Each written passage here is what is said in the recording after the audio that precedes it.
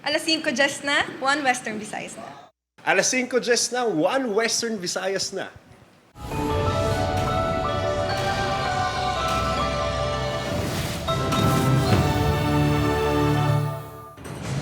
Tutukan sa mga Martes. Presyo sa diesel sa Iloilo City lapaw na sa 100 pesos per liter. Piso nga saka sa plete sa traditional PUJ kag 2 pesos sa modernized PUJ ipatuman sa Huwebes, March 19. Rumble sang mga kagrupo sa mga pamatanon sa Bago City nakuhaan sang video. Barangay Hall sa Badosa, La Paz, gin ransak. Motherboards ng CCTV kag mga papeles na taban. Rider patay, isang matumba, kag malasakan sa truck sa barangay Takas Haro. Kaginbutang akudal sa bypass road sa Pototan, Iloilo, hindi pagkakasun sa tagiyas ang duta kung hindi pa makabayad ang DPWH.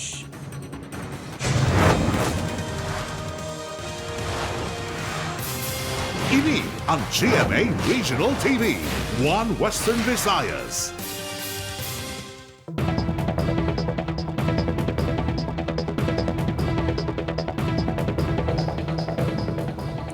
Mayong hapon mga kapuso. Sa nagapaunang nga balita, presyo sang gatong sa Iloilo City nagalabot na sa 80 tubtob masobra 1 kagatos ka pesos. Sa plete sa traditional kag modernized PUJ ipatuman sa Huwebes. Ini ang gintutukan ni Kim Salinas. Naglabot na sa masobra 100 pesos ang presyo sa kada litro sang diesel sa pila ka gasolinahan sa Haro, Iloilo City. Naglabot naman sa masobra 80 pesos ang presyo sang gasolina. Ini kasunod sang ginpatuman nga mega oil price hike subong adlaw. 7 pesos tubtob 16 pesos ang ginpasaka sa pila ka gasoline station subong adlaw kag magapasaka pa liwat boss. Samtang padayon ang pagsaka sa presyo sang gatong, magasaka man ang plete. Piso ang igasaka sa traditional jeepneys kag 2 pesos sa modernized PUJ. Dugang nga 20 sentimos ang saka sa kada kilometro. Ipatuman ang sakaplete sa Huwebes. 14 pesos na ang maging minimum fare sa traditional jeep kag 17 pesos sa modernized PUJ. Pwede lang sila ka-increase once nakabayad na sila diri and na-release na gid namon ang fare matrix. And dapat siguro lang tawon gid sang aton mga sumalakay no nga ang nakatapik nga fare matrix is original. Dugang naman nga 20 pesos ang saka sa Transport Network Vehicle Service. Dugang ini nga palasanon para sa mga pasahero. Ang allowance namon fixed to daan kada adlaw namon. Ti kung magsaka pageti do additional duman nga struggle kra mga. Okay man na guro kay ti man nagsaka man ng gasolina mo maloy man ta sa mga driver. Apisar nagapasalamat. Kulang ang piso nga sa kaplete suno sa pila ka jeepney drivers. Pulaw. Ang saka subong hindi daan piso dos tad polo 15. Ang sa kaplete ang posible hindi man mabatsagan sang drivers ang modernized jeep. Piksya mo sweldo mataas man saya mano dako. Samtang mag-aupod sa National Transport Strike sa Marso 19 kag 20 ang mga progresibo nga grupo sa Panay. May mga PUJ drivers na kuno nga nagkomiter nga mag-untat biyahe. Ang aton panawagan, so ibalik ang presyo sa 55 pesos kay old stock pa man nilang ginagamit naton. Galing inutil ang gobyerno naton sa pagsabat sinak. Upod kay Cirilo Renduque, Kim Salinas. One Western Visayas.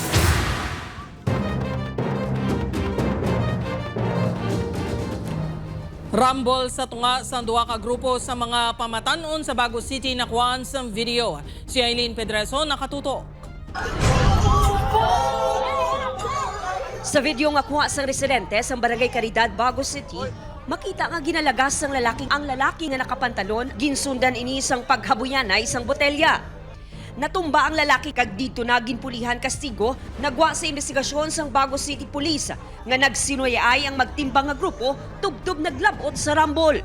Nag-exchange sila sang something nga ginagahinabuyan na ma'am no. Base sa aton nga pag pangusisa man no is may mga ganggang sa abi ang mga hobinis after na nga natabo ang insidente. Mostly involved sa Rumble is sa mga minors no. Kalabanan sa mga involbado sa insidente nakainom, bangod nagselebra sang piyesta ang barangay sa natabo ang insidente. Kaya gulpi na buntot na ng tao mo. Hubog na naman. Yung in-check man to namon, di taga dire. Ang kabataan mong gamay pa, plahubog na. Tidaso nang ginapanghamba nila sa isa kagisa doon, wala naman nakabalo. Natala na ang ipatawag sa barangay ang mga involbado, lakip na ang mga pangayaw. Nagpahanumdom ang otoridad sa mga pamatanon kung mahimo, mag-enjoy lang sa okasyon kag likawan ang pag-abusar. Aton man mga hubines, wala kita ginakartil sang aton nga enjoyment kag socializing, but then again, pilion man aton ang aton may ginaupdan nga grupo nga hindi man makatag sang trouble kag problema sa aton. Upod kay Romel Porquia, Aileen Pedraso. 1 Western Visayas. Mga kapuso Barangay Hall sa Baldoza, La Paz, ginransak. Mga equipment sa CCTV kag pila ka papeles gintaban. Samtang pagpangawat ng cellphone sa isa ka restaurant sa Iloilo City na hulikam. Si John Sala nakatutok. Kapon na sa nga na diskubrihan sa mga opisyal sa Barangay Baldoza, La Paz ang ginransak ang ilang barangay hall. Gintaban sa kawatan ng motherboard kag monitor sang CCTV sa barangay. Sino sa isa ka opisyal sa barangay posible nga nagsaka sa ibabaw sang gates ang covered court ang kawatan. Sa iya pagsulod, ini ang ginapatihan niya nagagi sa bintana nga bukas sa among ation. Ginapatihan niya kaangot sa pagpangluthang sang Domingo ang pagkawat sang CCTV. Apang ulihin na ang kawatan. May posibilidad kay pero it's too late na nila kay before na may footage na ang aton mga kapulisan. Biskan gin-iris nila na wala man na bearing ang CCTV nila sa barangay hall kay may ara kami ang ginakaptan nga amon nga kopya nga. Ginkuha man sa kawatan ang pila ka mga papeles ang barangay treasurer. Padayon pang investigasyon sa kapulisan sa insidente. Samtang makita naman sa video nga ini ang isa ka lalaki nga nakaitom nga long sleeves nga nagalantaw sa menu sang sini nga kalanan. Matiun-tiun pa, nagpalapit ini sa counter kag may ginkuha. Cellphone na galiyadto ni Malverge nga isa sa mga crew sang kalanan. That time wala man ko to abi kay may gatuan ko nagwa ko. Then sobra man ka busy sa akong mga pod, wala nila matalupangdan nga muna nagali na tabobla. Hindi kuno nila kilala ang kawatan. Labing una yadtong ation nga nagsulod ini sa establishmento. Kabay pa akong makita man sa tawagan lang ang emergency number tapos Mamanita na yung matakpan na sa. Ay damo to dan mga files man nga nakapaslak. Wala man nakaluwas ang balay sa isa ka pulis matapos ginsulod sang isa ka lalaki kahapon sang kagahon. Natabong insidente sa barangay New Busuang, Kalibo, Aklan. 3 ka cellphone ang gitaban sang kabutan nga nagabalor sang 18,000 pesos. Gilayon man niya nakilala na sospek kag nadakpan. Nabawi sa iyang magid pangkawat sini nga cellphone kag preso na ini sa Kalibo Municipal Police Station. Upod kay Hasi Sherto, John Sala. 1 Western Visayas. Kapulisan, may person of interest na sa nagtiro patay sa lalaki nga nagapamunyag sang tanom sa barangay Baldoza, La Paz. Samtang isa patay, isa pilason sa pagpangbuno sa Uton, Iloilo. Si Kim Salinas nakatutok. May person of interest na ang Iloilo City Police Station 2 sa pagtiro sa 61 anyos nga lalaki sa barangay Baldoza, La Paz, Domingo sa ngaga. May klaro nga laragway ang kapulisan sa nagtiro paagi sa CCTV. Nagaedad ni isang 50 tubtob 60 anyos kag residente sang syudad. May mga motibo na nga ginasundan ng kapulisan apang hindi pa mapalayag sa publiko. Wala ta kabalo ko no may atraso sila mo pagay na gusto namon maistorya gid sang maayo ang maistorya ang maayo ang biktima kuno gid ang pinakarason nga agintiro siya. Ang biktima nga si Edgar Pertoliano ang nakaangkon sang bilas sa tiyan kag nato nga kamot matapos gintiro sa 2 ka beses samtang nagapamunyag. Nakabonet ang nagtiro, rason nga wala gilayon makilalan. Gano'n sa Edgar ga pamunyag? Italikod pamunyag no, magtubang yan, tiro. Nakabulit sa tanan tapos hindi mo makita ang taas na tao. Wala man sang kontra ang biktima sunod sa mga nakakilala sa iya. 5 pre sino nagtiro.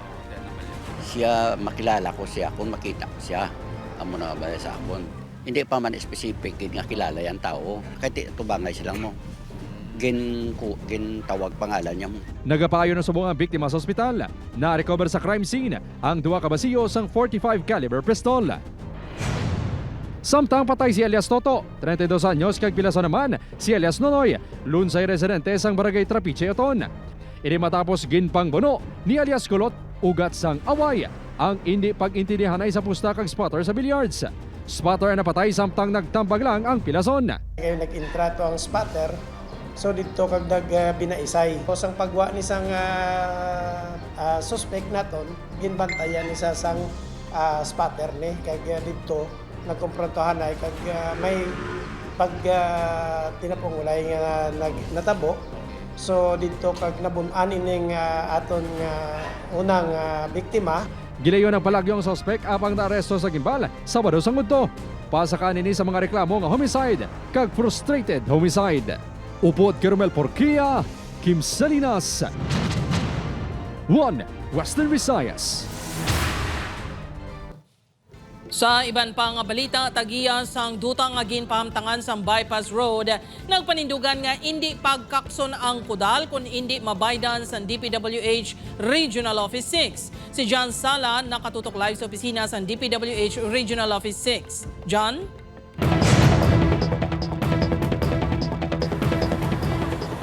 Jerd, makapila ka beses na kuno nga nagpasalig ang DPWH sa pila ka mga nagapanag-iya sang duta nga mabayda na sila. Apang tubtub subong, wala sa gihapon gani magapabilin nga sirado ang dalan, tubtub nga hindi sila mabaydan. Madamo sang suki sa barangay Amamaros kag mga kaiping nga barangay sang iya negosyo nga ukay-ukay si Manong Joseph. Bangod sirado sa gihapon ng bypass road, nagapangita na lang ini sang lain nga maagyan. Malibot gid siya eh. Ti namin agon dito. Di kayo ti parang kati may mga mimo. Ang bypass road ang alternatibong nga dalan halin sa barangay sa Amamaros, Rumbang, Purog, Ginakas, Lumbo kag Tungkon Ilaya. Alagyan man ini padulong sa Mina kag pila ka mga banwa sa 3rd District. Marso 12 pa sang ginpasiradan sang pamilya ni Pototan SB member Concepcion Sumergido ang bypass road.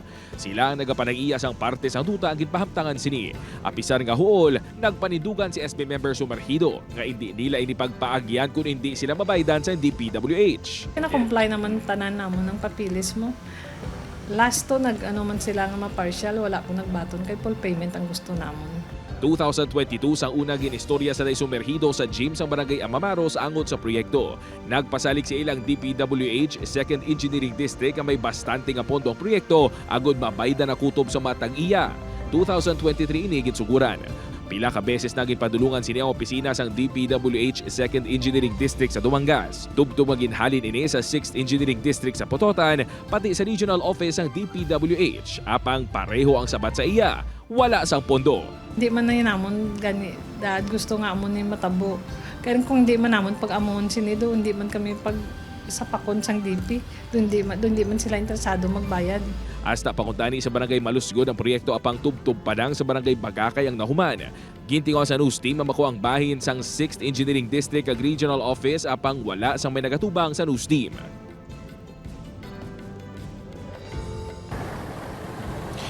Jert, may mga alternatibo man nga dalan sa banwa apang ang bypass road ang pinakamalapit kag accessible kuntani para sa mga motorista gani panawagan nila sa DPWH baydan na kung sino ang dapat baydan.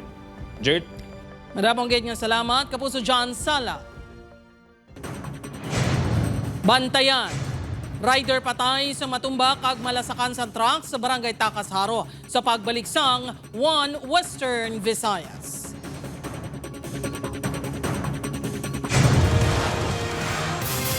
Ini ang GMA Regional TV, 1 Western Visayas.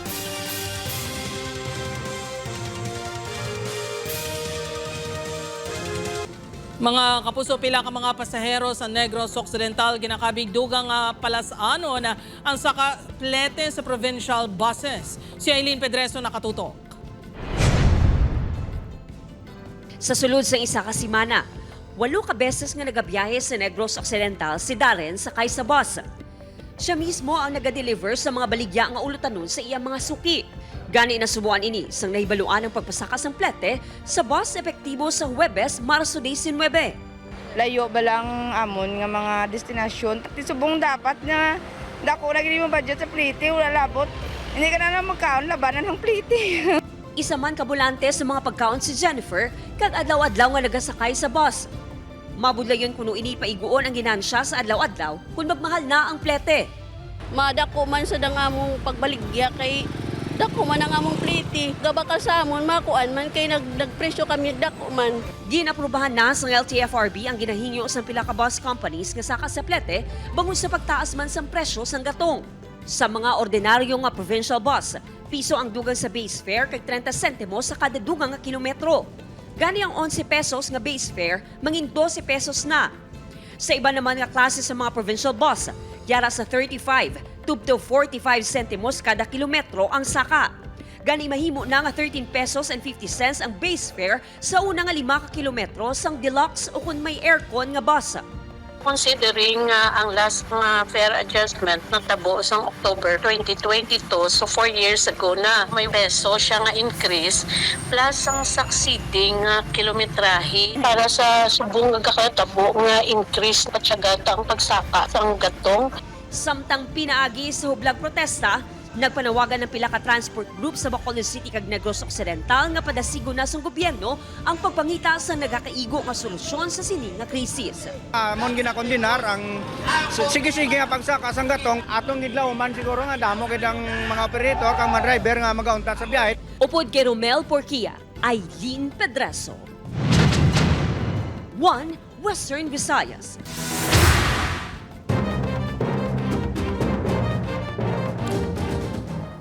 Rider nga nag-overtake sa truck sa barangay Takasaro patay sang natumba kag malasakan sang truck. Ini ang gintutukan ni Kim Salinas. Dead on arrival sa ospital ang 27 anyos nga lalaking nga rider matapos nalasakan sang truck sa barangay Takasaro kay Nasangaga. Ginkilala ang biktima kay alias Steph, residente sang among barangay. Kita ko ang tao kaya na sa may karsada, masakang ulo ya. Sa inisyal nga investigasyon sang Haro Traffic Enforcement Unit, nagasunod na motorsiklo sa biktima sa truck. Pag-abot sa C1 Road sa barangay Takasaro, nag-overtake ini sa tuwas ang truck kag isa pa ka motorsiklo. Apang nadulaan ini sa kontrol kag natumba. Wala nakapangaman ang driver sang truck sunod sa kapulisan. Tumba sa iyang left side and then sa limig isunod din nga cargo truck ang mutungan nila pangkangit ang iyang ulo. Igos ang truck sir which is sa likod ng portion sa gumay nga sa likod sa right side. Kung ikaw ang driver, wala ka naman visual nga malikawano pa. May helmet man ang biktima sa natabong aksidente pero ginapatian nahukas sa iya ulo. Na-damage ang likod niya porson sa motorsiklo sini. Nagasgasan man ang likod niya porson sang truck. Yara sa kustodiya sang kapulisan ng driver sang truck nga ginkilala kay alias Ben, 31 anyos, residente man sang Takasaro. Wala pa makadesisyon ang pamilya sa biktima kung mapasakas ang reklamo nga reckless imprudence resulting in homicide and damage to property. Upod kay Cirilo Duque, Kim Salinas. 1 Western Visayas. Ginbawian sang kabuhi si alias Freddy matapos gintiro samtang sakay sa motorsiklo sa barangay Busay, Bagos City. Sa pagpangusisa sang Bagos City Police, antes natabo ang pagpangluthang, naga-roving sa iya ginabantayan nga talamnan ang biktima. Posible, sunod sa kapulisan, nga ginbantayan ang biktima sang suspect nga nagasakay man sa motorsiklo. Dead on arrival ini sa ospital bangod sa pila sa ulo, liog kag butkon. Pagtimalos sang ginatutukan nga motibo sang kapulisan. May mga araw kataginatan ang mga anggulo kasi may mga previous record man ang iningaton ni victim. Na-convict ni siya ma'am sa case of murder man. New Lucena Police gin-release ang anay alkalde sang Kalinog, Iloilo nga nag-hit and run sa lalaki sa New Lucena. Driver's license ang anay alkalde posible ma-revoke sunod sa LTO 6. Si Kim Salinas nakatutok. Las 6 kagabi, ginpagwas ang New Lucena Municipal Police Station si Salvador de Vinagracia, anay mayor sang Kalinog, Iloilo. Siya ang nagmaneho sang pick-up nga nagbunggo patay sa 20 anyos nga lalaki. Nagpirma sang affidavit of desistance ang lolo, utod kag duwa ka tiya sa biktima rason ginrelease sa prisuan ng anay alkalde. OFW sa Kuwait ang nanay sa biktima samtang nagtaliwan na ang amay sini. Wala sang ideya ang kapulisan sa settlement. Apang ginapahayag nga 350,000 pesos ang ginahatag sa pamilya sa biktima. Nanindugan ng kapulisan nga wala sila nagkulang paintindi sa pamilya sang kinamatarong sa pagpasaka sang reklamo. Base sa istorya nila, may isa man ka membro nila nga nagpatunga man kang nag-istorya nga ara na natabo na kung magpahilin man sila kaso hindi naman mabalik ang kabuhis ng biktima. Case closed na ang aksidente sunod sa kapulisan. Apang sa piyak sang areglo, posible naman masuspendo kung ma-revoke ang lisensya ni De Vinagracia sunod sa Land Transportation Office 6. Sa karon, ginaulat na lang sa ahensya ang investigasyon sang New Lucena Police. Nagapasalig ang ahensya sang patas kapag tratar sa kaso. O si saan man kung matuod niya expired na ang rehistro sang salakyan ni De Vinagracia. Reckless driving, no? Kung expired lisensya, it will serve as an aggravating circumstance sa iyang administrative nga violation. Upod kay Cirilo Renduque, Kim Salinas, 1 Western Visayas.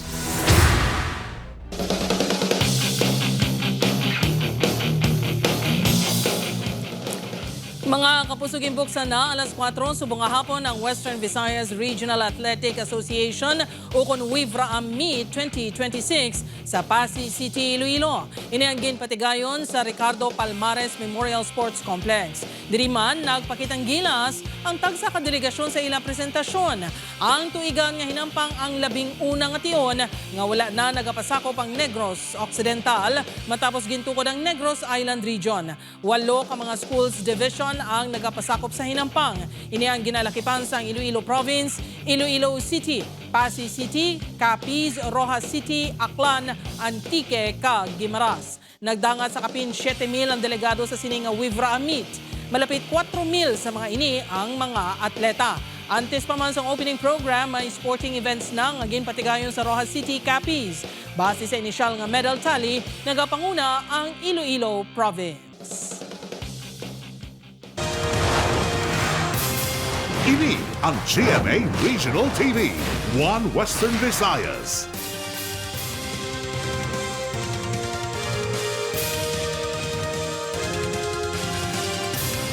Mga kapuso, mayara na sang 69 gamot providers o kung accredited pharmacies nga sarang padulungan ang mga benepisyaryo sa idalom sang Yakap Gamot Program sang PhilHealth. Sunod sa PhilHealth 6 sa Iloilo City, mayara na sang 7, 8 sa Guimaras, 6 sa Antique, kag 6 man sa Aklan. May gamot providers man sa Bacolod City kag pila ka bahin sang Negros Occidental. Sa idalom sang Yakap Gamot Program, may 20,000 pesos nga balor sang libre nga mga bulong ang benepisyaryo sa sulod sang isa ka tuig. Pila lang sa mga balatian nga sakop sang benepisyo amo ang diabetes, hypertension kag asthma. Kinahanglan lang nga mag-resist o kon register online sa PhilHealth member portal o kon sa pinakamalapit nga PhilHealth office. Magpili isang accredited nga Yakap Clinic kung sa diin makapakonsulta tubto maresetahan sang bulong nga kuhaon sa accredited pharmacies. Bot silingon nga libre ang ilang pagpakonsulta, libre ang ilang ang bulong, pero kung malala ang ilang ginabatyag, may referral sila sa mga hospitals. Kaya dito, lain naman ang mangin benepisyo kay may package kita for illnesses or diseases nga medyo tawag na ito, hindi pa mapagaras ang maintenance.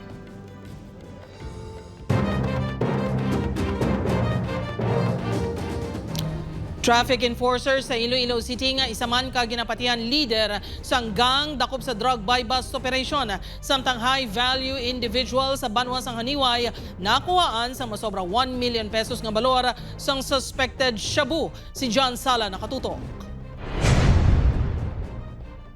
Matapos ang malabay ng monitoring na dakpan gidman sa drug buy bust operation ng isa ka traffic enforcer sa Barangay Kamalig-Haro, Iloilo City. Ginkilala ang subject kay alias Mel, 39 anyos kag residente sang nasambit ka lugar. 60 grams sa suspected shabu nagabalor sa 408,000 pesos ang nakuha sa subject. Magluwas sini, ginatudlo man ini nga leader sang isa ka gang. Bango sini kakson sa serbisyo si alias Melson o kay Iloilo City Traffic and Transportation Management Office Head Uldarico Garbanzos. Zero tolerance kita ko na dano kagang opisina sa mga bagay-bagay o illegal nga mga activities. No? Hindi dapat pagtularan. So, ginadvise ko na ning admin kagang in this section na tundri na i-initiate na ang process para sa iyang termination. Lalo man ni Garbanzos yung magpatigayon sa random drug testing sa mga personnel. Duwa kasi man naman yan ngin madanlog sa makatapos ang Iloilo Provincial Drug Enforcement Unit apang tigayon nga nadakpan kahapon sa drug buy bust operation ang high-value individual nga gitkilala kay alias Tikod. Nakuha si iyang 175 grams sa suspected shabu nga balor sang halos 1.2 million pesos. Yeah, area of operation. Diri sa may Banwa sang Haniway, Kabatuan Lambuna, no? And portion sa Angina. Nagakuha ini sang supply sa isa ka drug personality si kaingod nga Banwa sang Kabatuan. Upod kay Hasi Sharto, John Sala. 1 Western Visayas.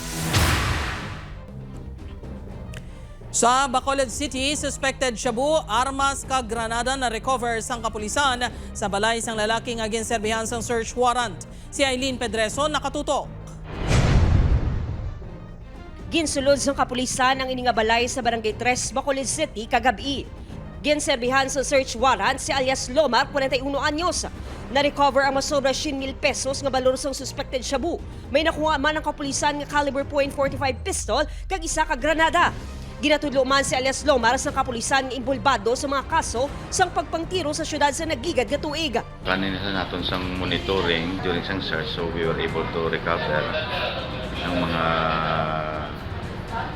illegal items before naging daw suspect na siya naton for a series of shooting incident. Ginpanginwala ni alias Lomar ang mga aligasyon batok sa iya. Inosente kuno ini kag wala sang kapasidad nga mag-angkon sang armas kag granada. Wala man kuno ini sang kaangtanan sa illegal nga droga.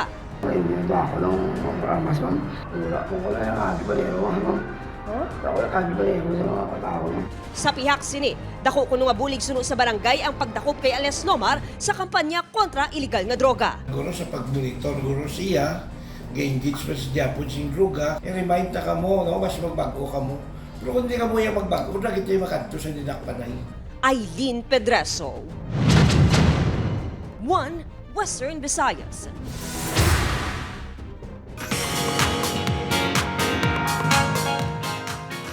Mga kapuso, yari na mga dapat bantayan sa Encantadia Chronicles Sangre. Mga balik na bala ang kalinong kag masadya nga pagpangabuhi sa Encantadia. Sino bala ang mga pinahan bangod sa kalainan? Bantayan ina 8:05 p.m. sa GMA Prime pagkatapos ng 24 oras. Samtang ano bala mga bago nga impormasyon nga matukiban ni Andrew kag Joey. Paano ini makaapekto sa ila masunod nga plano batok sa mga sindikato? Bantayan man ina sa Never Say Die 8:55 p.m. sa GMA Prime.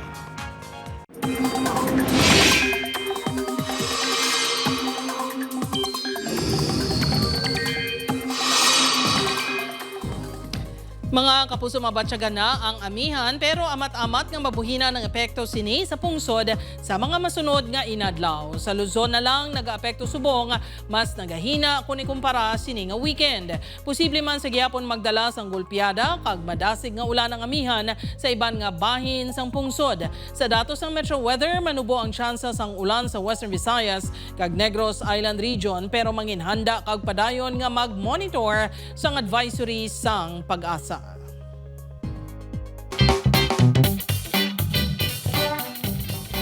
Mga kapuso, pila ka percent bala ang imo nga ginahatag pagabot sa karaoke kag biritan. Sa Manawag, Pangasinan, effortless ang mag-classmate nga grade 6 students sa pagbirit sang kanta nga Die on This Hill.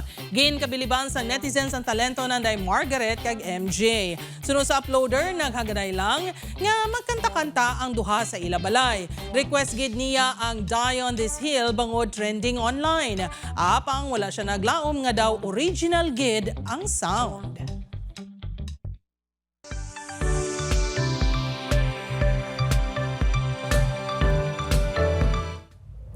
Mga kapuso, ako si Jethro Charlatan, ini ang 1 Western Visayas, bugos nga puwersa para sa mas dako nga misyon kag mas masangkad nga pagserbisyo sa pungsod.